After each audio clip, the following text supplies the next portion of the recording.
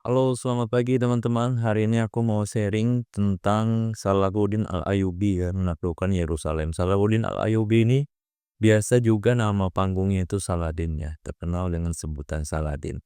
Jadi ini peristiwa yang paling menggetarkan dalam sejarah Islam, mana penuh strategi militer sekaligus tanda akhlak mulia umat Islam pada saat itu ya. Jadi latar belakangnya adalah Yerusalem atau Al-Quds itu adalah kota suci tiga agama bagi umat Islam. Di sana terdapat Masjid Al-Aqsa, kiblat pertama umat Islam ya. Jadi ini adalah kota suci tiga agama ya, agama dari bangsa Israel, Yahudi, kemudian juga agama Kristen dan Islam.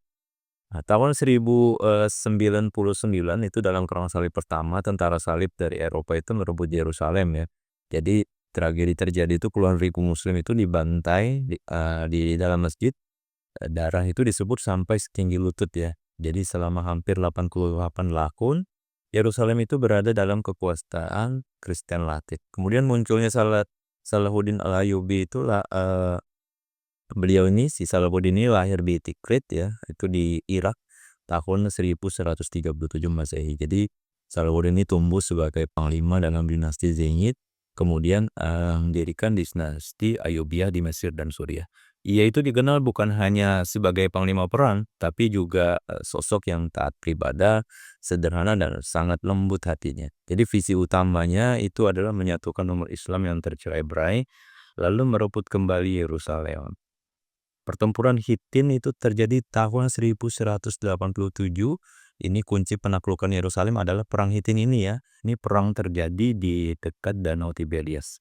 Salahuddin itu berhasil mengepung pasukan salib, memutus suplai air dan membuat mereka kelelahan. Jadi pasukan salib yang dipimpin Raja Guy de Lusignan kalah telak ya daripada waktu itu. Relik suci mereka bahkan True Cross itu juga direbut. Nah, kemenangan ini membuka jalan langsung menuju Yerusalem. Untuk penaklukan Yerusalem sendiri itu terjadi pada tahun 1187.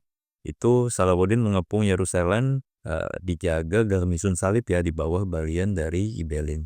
Jadi penduduk ketakutan karena masih teringat tragedi berdarah tahun 1099. Namun Salahuddin mengirim pesan, "Aku bukan datang untuk menumpahkan darah, tapi untuk mengembalikan Yerusalem kepada Islam." Jadi setelah perlawanan beberapa hari, balian itu akhirnya menyerah. Pada 2 Oktober 1187, Yerusalem akhirnya masuk dalam kekuasaan Islam. Nah, sikap mulia Salahuddin ini berbeda ya dengan pembantaian tentara Saleh tahun 1099 yang membuat trauma. Salahuddin itu memberikan jaminan keamanan. Jadi umat Nasrani itu diberi pilihan membayar tebusan lalu pergi atau tetap tinggal dengan damai. Nah, jadi banyak yang tidak mampu membayar.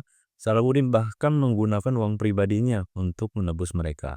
Gereja Makam Kudus pun tetap dilindungi ya, tidak dirusak. Kemudian kota suci kembali aman di bawah naungan Islam.